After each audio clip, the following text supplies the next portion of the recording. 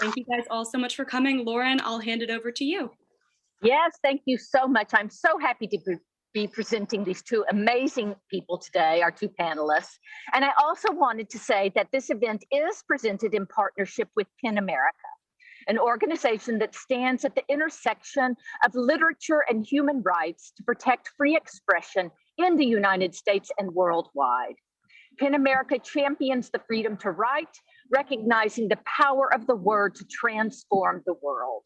We are thrilled to be presenting this event in partnership with the PEN America Dallas-Fort Worth chapter, led by Sandria Fay and Will Evans, who are doing a fantastic job, including organizing public forums, highlighting the work of local journalists in the time of COVID, hosting literary conversations, and events like this one. So now I would like to welcome Julie Lythcott-Haims. Julie Lythcott-Haims believes in humans and is deeply interested in what gets in our way. She is the New York Times bestselling author of the anti-helicopter parenting manifesto, How to Raise an Adult. Her TED Talk on the subject has more than 5 million views. And in 2020, she became a regular contributor with CBS This Morning on parenting. Her second book is the critically acclaimed and award-winning prose poetry memoir, Real American, which illustrates her experience as a Black and biracial person in white spaces. A third book, Your Turn, How to Be an Adult, will be out next month. Julie is a former corporate lawyer and Stanford dean. She serves on the board of Common Sense Media and on the advisory board of Lean In. Julie lives in the San Francisco Bay Area with her partner of over 30 years, their young adults, and her mother. So welcome, Julie. And now I'm honored to introduce our moderator for today, Laura Harris. Laura Harris is an Emmy Award and Associated Press award-winning journalist who joined the NBC5 Dallas team in September 2018. She co-anchors NBC5 Today weekday mornings. Laura has been an integral part in starting and working with NBC5's Reading with You Youth Literacy Initiative. Before NBC5, Laura worked for the ABC affiliate in Tampa, Florida for 6 years. Her career at ABC Action News included covering President Barack Obama's visit to Cuba in 2016 and Pope Francis's historic visit to Cuba in 2015. So I'm so honored. Please welcome Laura Harris and Julie Lythcott-Haims, and please enjoy the program. Lauren, thank you so much. That was so kind of you. I appreciate it. And thank you all for joining us. I really do appreciate it. I mean, looking at all these little squares, I mean, we've been doing this for a year now, so it's always nice when you get to do a Zoom call that you actually want to be a part of. I've been looking forward to this ever since I was asked to do it. Because Julie, there aren't enough great words to describe how I feel about your work. And it's important to me to say that because I don't even have children. I feel like I'm still a kid trying to figure out how to be an adult. So just listening to your words, reading your words, and seeing some of the things that you have done on air, especially as of late, have truly resonated with me and so many other adults out there. So let's start with, Julie, how are we supposed to be adults, even when we're supposed to be adults? Laura, thank you for agreeing to do this with me. I'm grateful to you and to PEN America, Dallas-Fort Worth, and to the Dallas Literary Festival, Lauren Embrey, Sandria Smith, everybody involved for having me. I'm here in California, far away from y'all. Wish I could be there in person. Don't we all look forward to just returning to an improved normal? How do we be adults? You know what, Laura, adulting is simply the stage of life between the dependency of childhood and the end of life, AKA death, where often we are in the care of others as we make our exit. It's the set of decades where we hope to be healthy, in which we are simply in charge of ourselves, no longer a child handheld by someone else, telling us in what direction to go or making choices for us or solving problems for us. and no longer incapacitated and in the care of others, not yet incapacitated in the care of others at the end of life. It's this delicious set of years where we're in charge of ourselves. And yeah, it's scary because there is no map, there is no checklist, there is no plan. But within that sort of terrifying wide open space is the possibility to lead an amazing life. And so that's what it means to be an adult. It's you're in charge of yourself, and it's on you, and you can, and you want to. And I think that's what's been missing lately in the conversation about adulting. As millennials have come of age, they've been saying, I don't want to adult. I'm scared to adult. I don't know how. And I think it's on those of us who are older to ask, why is it that the new generation is feeling such trepidation about simply this stage of life all humans go through? Mm-hmm. And with that said, 2020, would rather just choose not to live that year again. Like if we never had to talk about it again, it would be fine if we could just throw it in the dumpster fire that it was. But I also think that we learned a lot about ourselves, because as adults, we were forced to spend a lot of time alone. And Julie, I wonder if that has now in 2021 and beyond, if that's making a lot of us even more afraid, because we kind of saw ourselves as these people who we've just been in the rat race of life. And then it became a time where we actually had to sit with ourselves. And some of us didn't like what we saw. Just didn't like it. Yeah.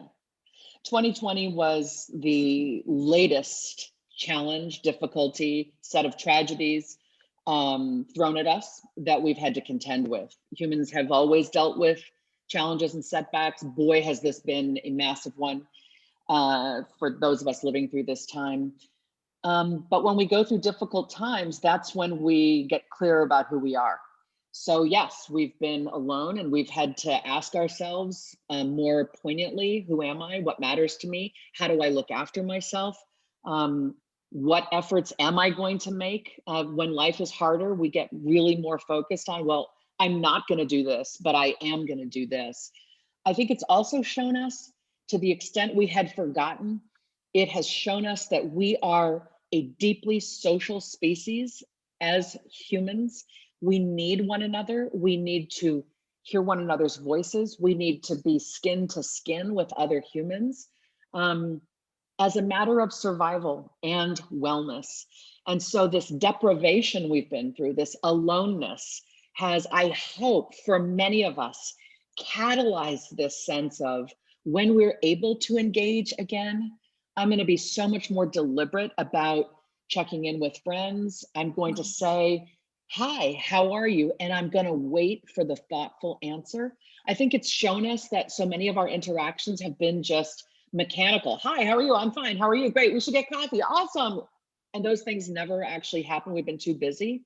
So I think that this terrible circumstance has, in some ways, for many of us, I hope, planted new seeds of commitment to how we're going to connect meaningfully with our fellow humans, not let technology and the busyness of life supplant this very basic need we have for this juicy, synchronous connection in person with other humans. Human relationships are the juiciest part of life, and we need to squeeze that juice out and ingest it and offer it to others. And I think we've learned that this year.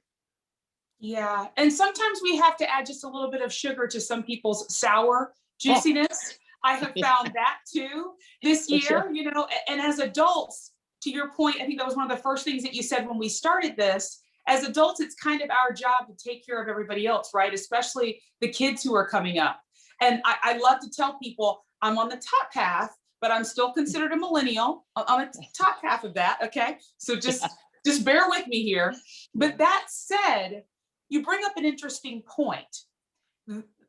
When I was kind of in that in-between stage, like I was in college, about to graduate, and then I knew that the next step was being a real adult, right? Paying real bills and doing real things.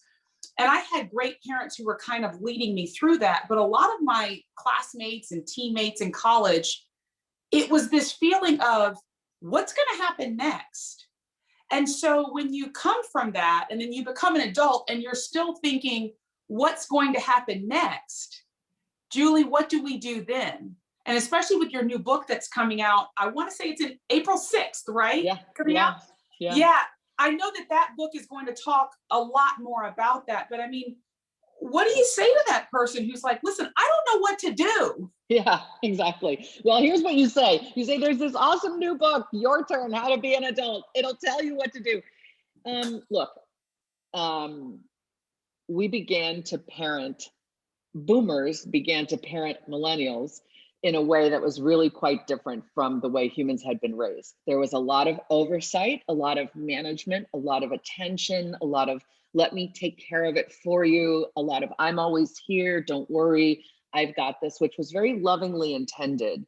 But when a child has been really handheld for a long time, like the child is a little dog on a leash being just walked through life by very capable parents, if you then say, okay, child, you're done with college, you're off leash, of course they're not going to know what to do next because they're accustomed to being handheld, managed, lovingly handled, told what to do.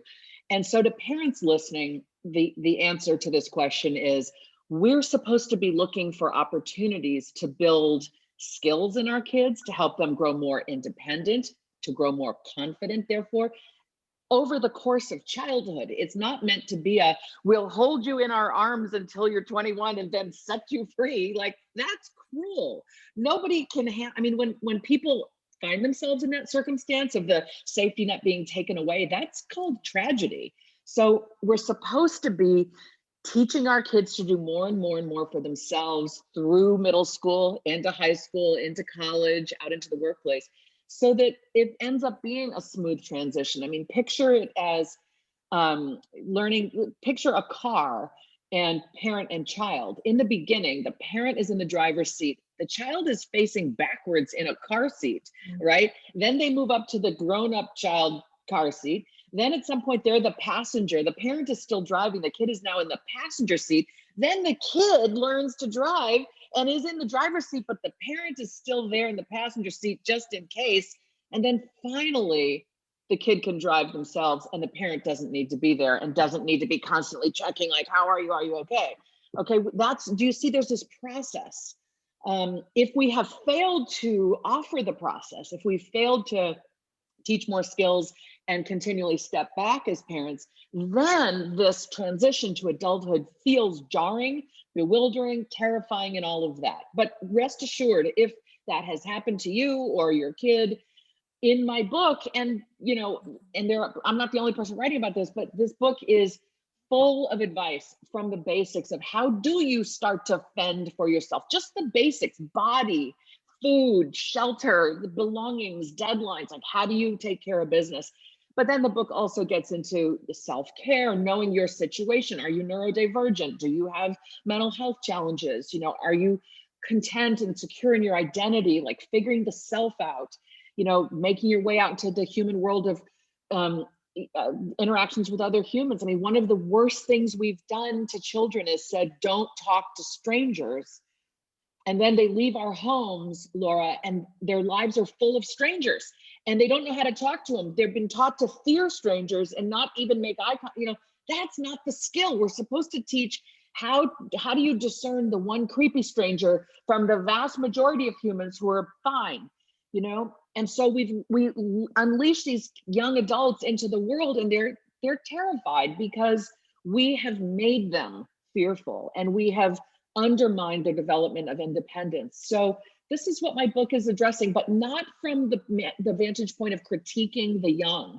It's not their fault. If they were sort of overly held and are now feeling bewildered on the doorstep of adulthood, that's not their fault. It's the sort of societal milieu. And by the way, privilege is attached to this. The more privileged we are, the more we're likely to have been overheld and overmanaged. And so those of us, if anyone's resonating as I say this, like we've got to look within, and believe me, I'm doing this with my own two kids. Like, wow, I did too much and now they're less capable. It's on me to kind of turn those tables and say, hey kid, you know what? I've been handling so much for you. I realize if you're going to thrive as an adult, I've got to put you in the driver's seat. So let's focus on 3 things that you're going to start to do for yourself that I've been handling. And those 3 things become 6 things, become 12 things, and so on. And at some point, they become capable. And we want that for them. Julie, is it ever too late to get to that point, though? I mean, what I if you hope have not. a child? Yeah, like what if you I have hope a not. child who's in their 40? 30s and you're watching them I and know. you're like, this is not good. Well, yeah. I mean, I think we don't yet know the answer, Laura, because this is a relatively new phenomenon. This sort of, I don't know how to adult, I don't want to adult, I can't. Folks in your generation have been encountering these fears and feelings. I think, you know, I'm not a therapist. If I was one, or I imagine therapists would say, it's not ever too late for a human to claim their agency, which is the sense of I can, I am capable, I will, I'm responsible. It's never too late for a human to say, you know what, I can learn to cope better with setbacks. That's resilience. But I think the older a human is, if they've been deprived of those opportunities for decades, the more stark it will be. I mean, at some point, I think every human howls to the wind, like, this is my life, isn't it? Why am I not more in charge of my choice making, of where I decide to live, the work that I do, you know, whom I'm in relationship with? Like, isn't it up to me? I mean, I think at some point, we all summon the will of that 2-year-old embedded inside of us who was shouting at our parents when they tried to tie our shoes for us. We were shouting, I do it. I do it. Like that little human who hungers to lead our own life and do for ourselves and not be micromanaged. That human lurks within all of us. It's just the older we get, if we've been deprived of the opportunity, the more that desire is suppressed and has to be kind of unearthed. So I think if someone is in their mid 30s, late 30s, into their 40s, and it's like, you know what, I'm not really fully baked as an adult, you know, don't blame yourself, but go talk to a therapist. Go and enter that world of exploring, like, who's holding you back? You know, what and whom, you know, what are the circumstances that are holding you back, and how can we help you emerge? Because emerging into that sense of, this is why I'm on the planet, this is the work I want to do, this is the identity that suits me most and that I feel most connected to, these are the communities where I feel nourished and cherished. You know, these are the basic questions and the profoundly personal, intimate questions we have to be asking ourselves. And we can't if someone else feels it's their job to manage our life.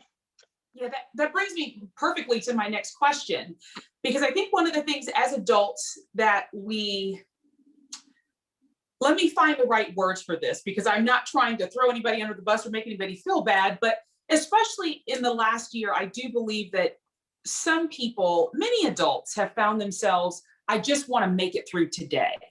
I just want to make it through this Wednesday. If I can just get to Friday, I'm going to be a lot better off.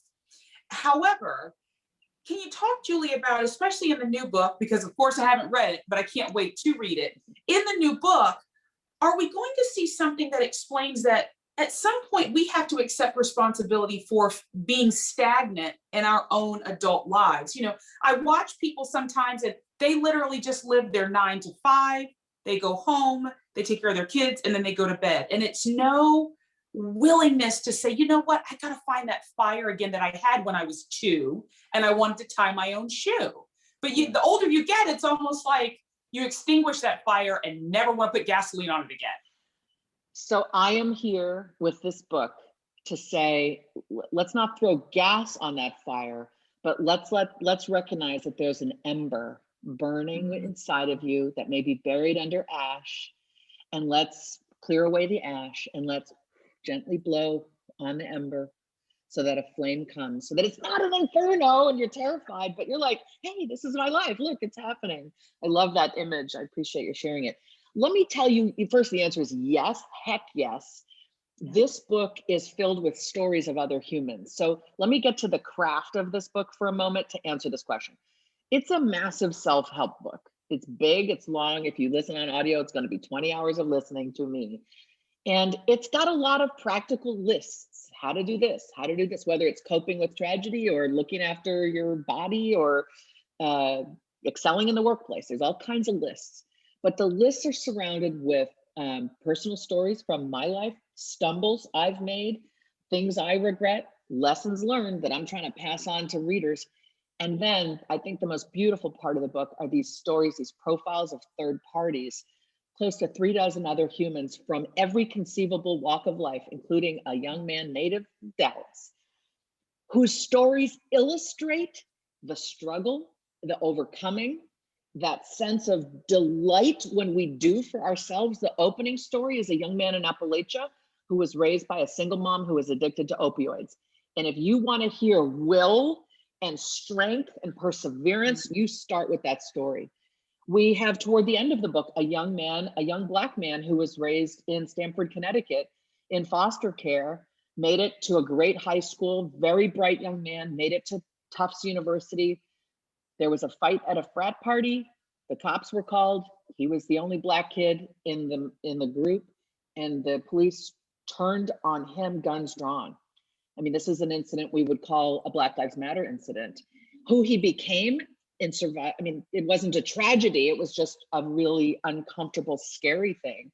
He became a health and wellness practitioner who got so clear on how we regulate our own minds and our own bodies as we deal with all the stuff life will throw at us.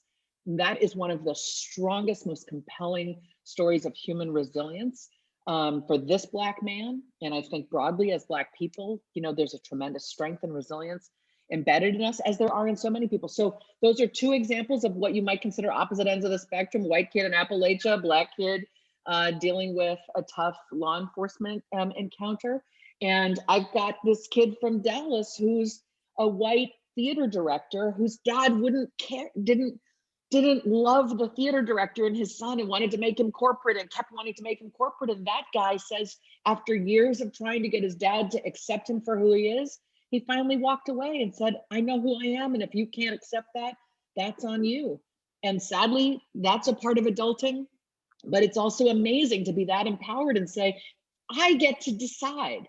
There are stories in this book of reconciling with parents who can't accept who you are. There are plenty, I've named 3 men who are in this book. This book is filled with women and some gender fluid people, some trans people, people who are queer, people who are poor and working class, people who are highly educated and hardly educated, you know, people who have bipolar and are making their way. There's a conservative white Christian man who was a military guy who had a bipolar episode, you know, driving down the highway in Washington, D.C., and it totally shattered his military career.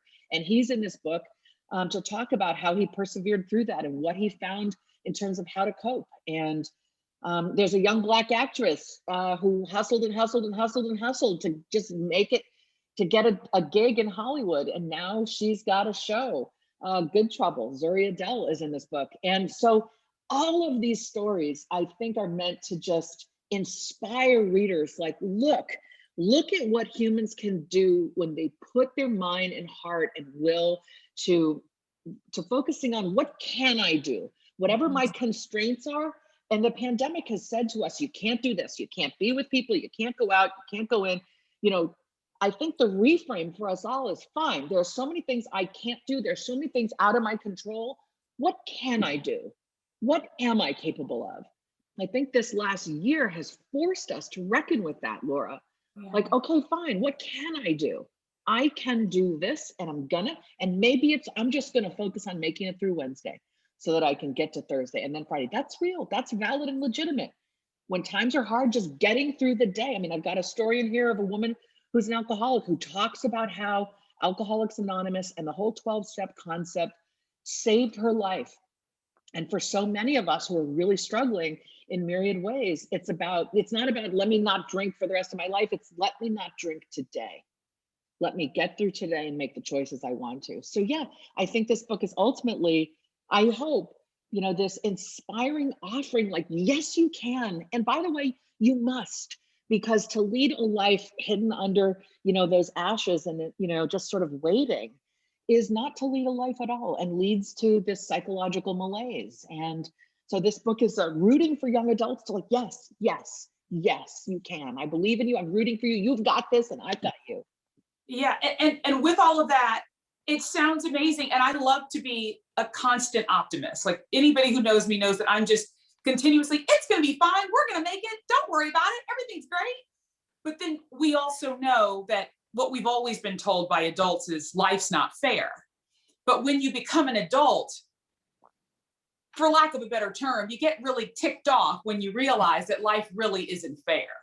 And so that makes being an adult, for me, even a little bit more harder. Yeah.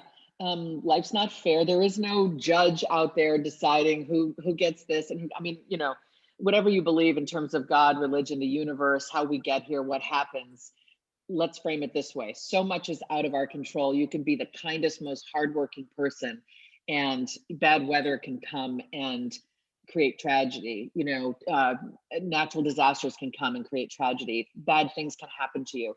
And I think as we inhabit this adult life, one of our tasks is to really get that, to ingest it and appreciate it and say, yeah, that really was awful. I'm trying not to swear. I know I'm in Texas and here in California, I might use bad words, but I'm trying to be respectful of my community here. Right? Like, you know what, stuff happens. And, you know, when we get to a real serenity in adulthood, it's when we can say, we can hold the seemingly incongruous things. Bad things happen, scary things happen, I'm okay. We have to be able to hold both of those things in our heads. I don't have control over this. I do have control over this. And actually, gratitude is what gets us to a place of being able to hold all of that at once. And I refer to gratitude toward the end of the book. I say, unleash your superpowers: mindfulness, kindness, and gratitude. These are capacities within our being that allow us to contend with the fact that there's all this uncertainty and life's not fair.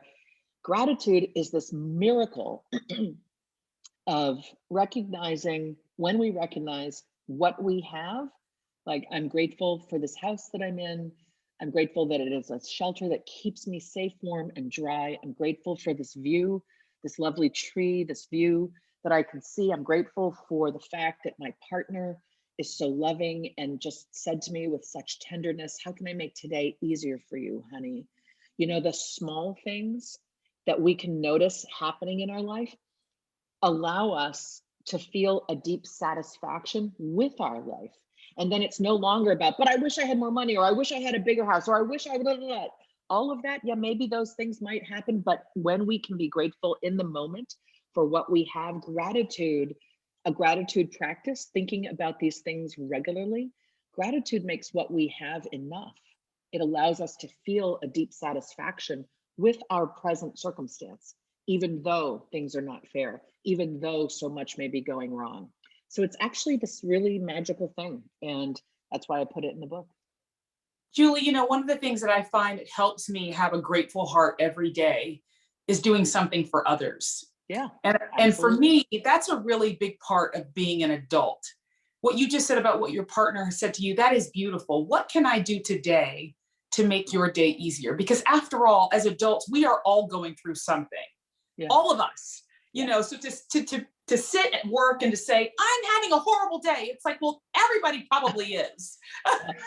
I mean, yeah. But I say that to say, you make a great point. The grateful heart and helping others kind of works in tandem to help us be really great adults. Absolutely. So kindness, as I've said in the chapter, Unleash Your Superpowers, gratitude sits alongside kindness and mindfulness as these three things I'm trying to inspire readers to cultivate within themselves. I describe them as like in the Avengers, you know, the Avengers, Thor reaches for his hammer. All he has to do is like summon that hammer. It could be across the room. All he has to do is summon it and it flies into his hand and then he can use it. And I think these superpowers can be used in the same way. So if gratitude is just appreciating what we have, kindness is the handshake. You know, I'm grateful that you did this for me. The kind act that we can do for a stranger, for our partner, for our children, for family members, for colleagues.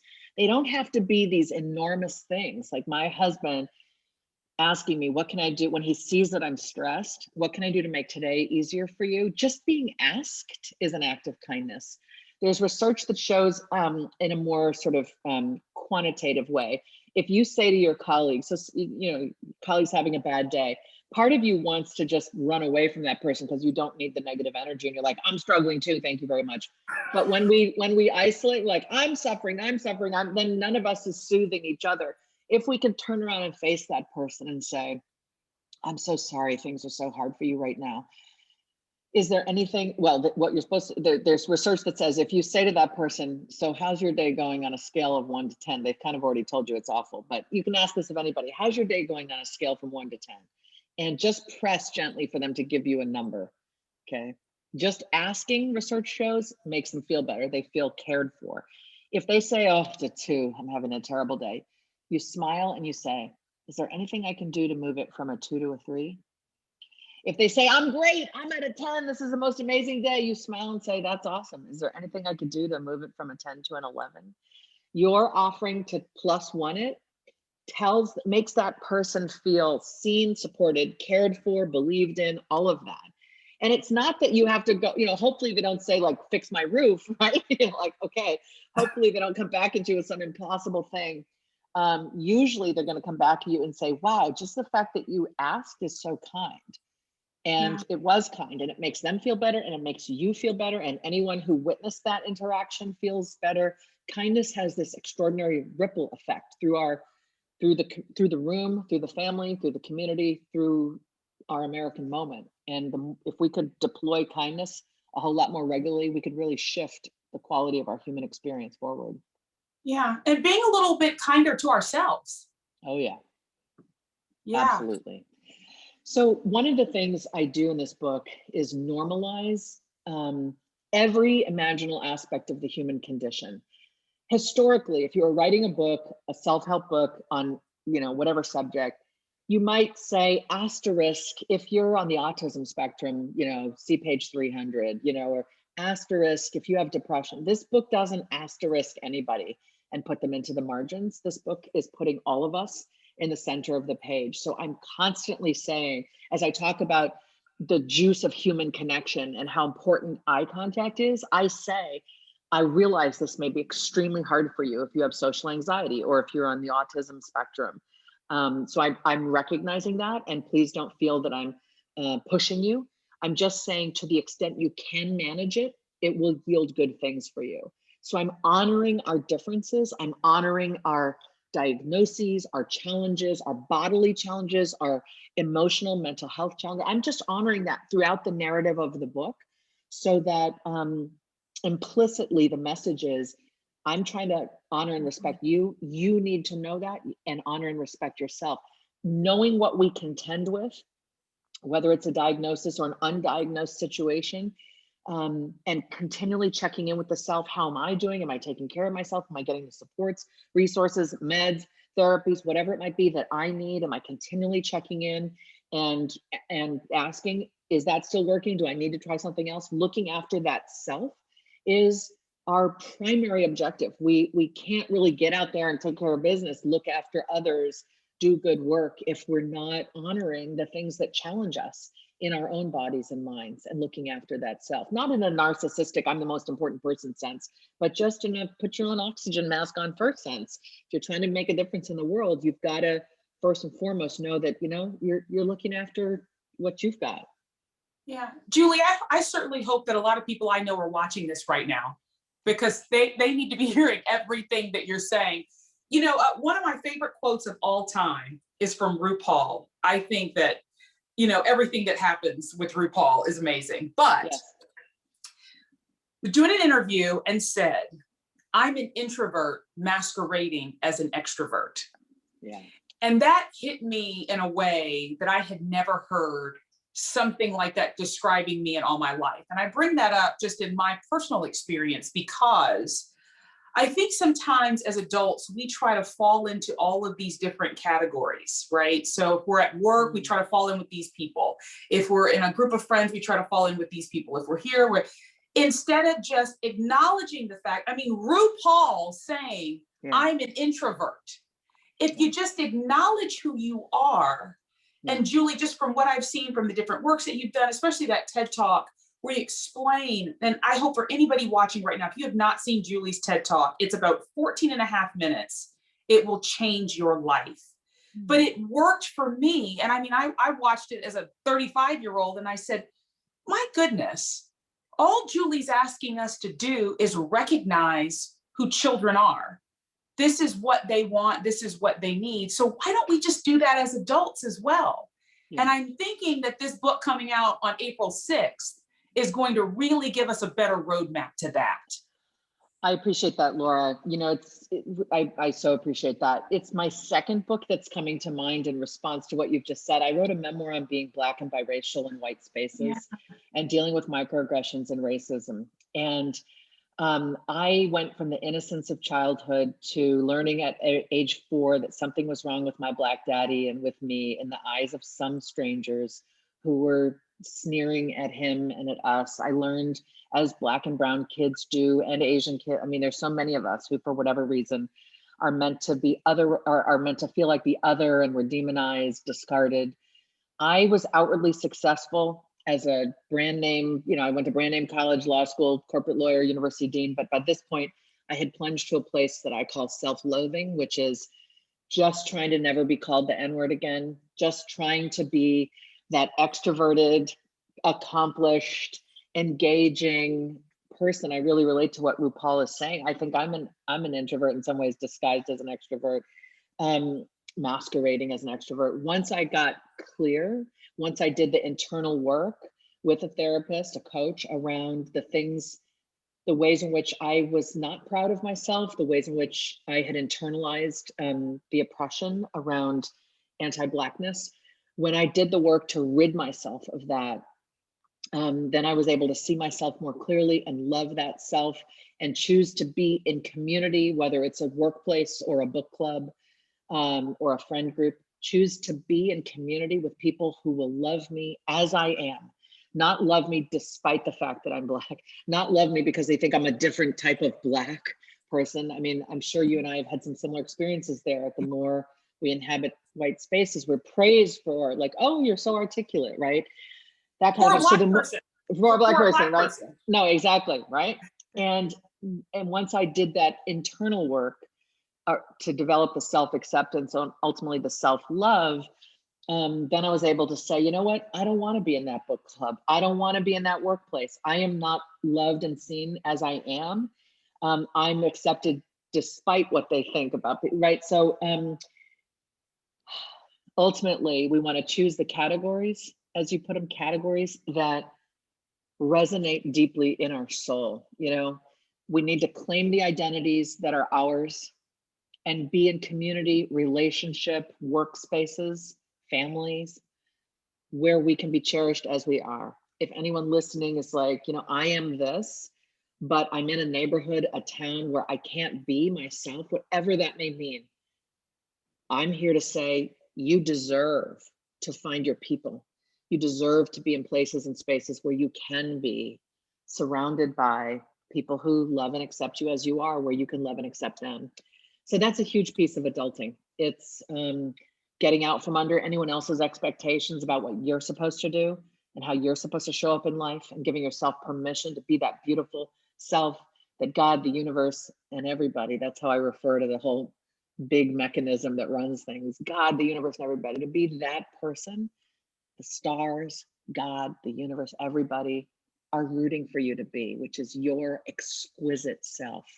No one else has the right to tell you what that self is. That's up to you. And I think that's probably the predominant anchoring message of my new book. Julie, I think that is a perfect way to get into our public questions. I mean, that was awesome. Okay, so what we'll do now is we'll go through some of the questions that some of you out there have been asking, and I'll ask the questions, and then Julie, if you don't mind answering them, because we've got about 10 minutes left of this conversation. So Marissa wants to know, what do you feel are the downsides of telling boys not to cry when they lose a game? This is a good one. I did this when my son was young, and I wish I wouldn't have. Yeah, I think, Marissa, I feel for you. Don't beat yourself up for it. For generations, centuries, millennia, so many folks have raised boys to not be in touch with their emotions, to make them feel badly for being emotional beings, but they are emotional beings. Everybody of every gender has a heart that aches, has feelings. And the best thing we can do for our kids, regardless of gender, of all genders, is to say, yeah, you know, you're feeling sad. Let's talk about that. Validate the feelings, sit with them, let them know you don't love them any less because they're having feelings. Let them have those feelings, and then say, I know this is hard, and I'm confident that, in time you'll feel better about this. You might even share a story from your own life about, losing a game or fumbling a ball or whatever it may be. As parents, we're our kids' best role models, and we want to show them. And if it's sort of a gender issue, like have the dad, have the uncle, have the male role model in their life say, you know what, I once screwed something up on the football field, or I once had this happen, or I got cut from the team. Tell those stories and let boys see that there are role models for how we cope with our emotions and how we rebound and get stronger.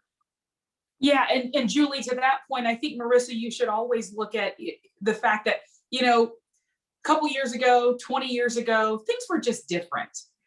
So the way people are raising their children now are totally different than what happened 10, 15, 20 years ago. So what you were doing in that time, you thought was the right thing for your child at the time.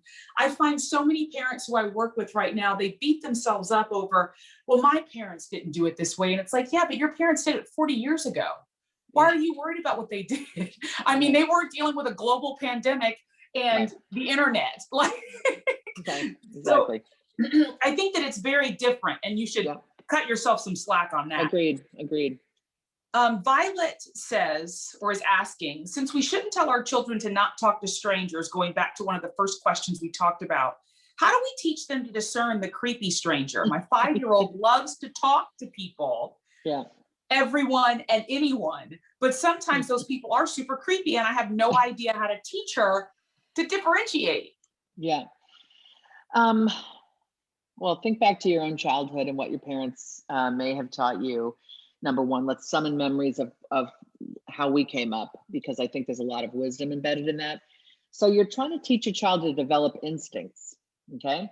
So you want to be walking down the street and walking into stores, walking through life with your child, your little 5-year-old, and you want that child to hear you say, you know what, I'm not sure I feel so safe right now. That person is muttering to themselves, and maybe you want your child to learn why you think somebody might be a little unsafe, but let's also not pass on racism and genderism and all these things to our children. So let's check our own assumptions about, like, why am I moving to the other side of the street? Am I really unsafe in the presence of this person? Or is there a bias and a stereotype creeping in? I mean, there's all kinds of learning and growth available as we get more mindful about what we're doing and why. So you're sort of narrating to your child through childhood, like, okay, I feel safe here. This feels good. Yeah. But this is a circumstance where we want to be, more closed or more careful. Ultimately, you want your child to develop their own good instincts, their own internal barometer of, this is a place where I can be myself and be perfectly fine, versus this is a place where I want to be in a group, versus this is a place I don't want to be at all. And exposure to various situations with your teaching by sharing your own feelings and your own guidance. This is how kids have historically learned. This is how our kids can learn. And Julie, I love what you said there. I want to go back to not passing on the inherent bias that we may have to children, because after all, they're going to learn everything that they know from you. I think we learned that last summer after the death of George Floyd. So many people didn't even realize that the things that they were saying and doing and their actions were maybe not microaggressions, but just seemed to be outright racist, and they had no idea that they were doing them. Mm-hmm. So I think that maybe that's part of, helping to raise a whole person, and just being better adults in general, is just understanding where we're coming from and kind of saying, okay, wait a minute, maybe I'm seeing that differently than most people do. Yeah.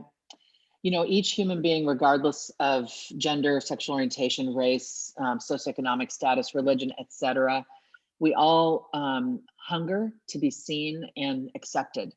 And there's tremendous strength in conveying a smile, eye contact, a smile that's courteous to strangers. There's tremendous value in asking that grocery clerk, that person who just delivered something to your house, hey, how's your day going? We are all so lonely and so hungry for connection. So yes, occasionally those things can bleed into sort of a creepy space, because that person thinks somehow you're more interested in them than you actually are. But the vast majority of humans are going to just take that as an act of kindness, just sort of daring to lift your eyes and see and smile and connect and appreciate. let your child see you doing those things too. Thank you so much. I appreciate you. Have a great day. That child hearing day after day parents behaving like that with strangers is going to help raise a child who is able to be kind and gracious to whomever comes their way. Julie, we have about 2 to 3 minutes before we have to go here. What would be your parting thoughts for everyone? I know that we want to make sure that we get the book, but please tell us the book's name again, tell us when it's coming out, and then those parting thoughts that you want us to leave this conversation with. Thank you so much, Laura. So the book is Your Turn, How to Be an Adult, comes out April 6th in all formats, audio, Kindle, and hardcover. You can keep up with me by going to my website, julielythcott-haims.com. I'm on Twitter, Instagram, Facebook, maybe even TikTok. We shall see. I doubt it, but you never know, right? Parting thoughts. I'm going to quote the poet Mary Oliver. She died in 2019. She said in one of her poems, "Tell me, what are you going to do with this one wild and precious life?" That question is the question I brought to my students when I was a college dean. That's the question I love to be in dialogue with humans of all ages about. This is your one wild and precious life. I am rooting for you to live it, to find that inner voice that says, what am I good at? What do I love? Where do I feel I can be myself? And to be continually directing life's choices around work, around love, around living, in furtherance of answering those questions. What am I good at? What do I love? Where do I feel I can be myself? Continuing to ask yourself that and getting braver and braver at shedding the things that are inhibiting your forward progress in response to those questions. That is to lead a meaningful and rewarding adult life. And I'm rooting for all of us to make it. And that, my friends, is what it means to be an adult. Julie Lythcott-Haims, you have been amazing. It has been my pleasure to just be in your presence, even though it's virtually, for this Sunday afternoon. I feel like this was like an Oprah Super Soul Sunday. I love that. I'm grateful for that. Thank you for your time. Thank you for everybody who listened and spent time with us. And check out the book. I would love it if you did that. Thank you.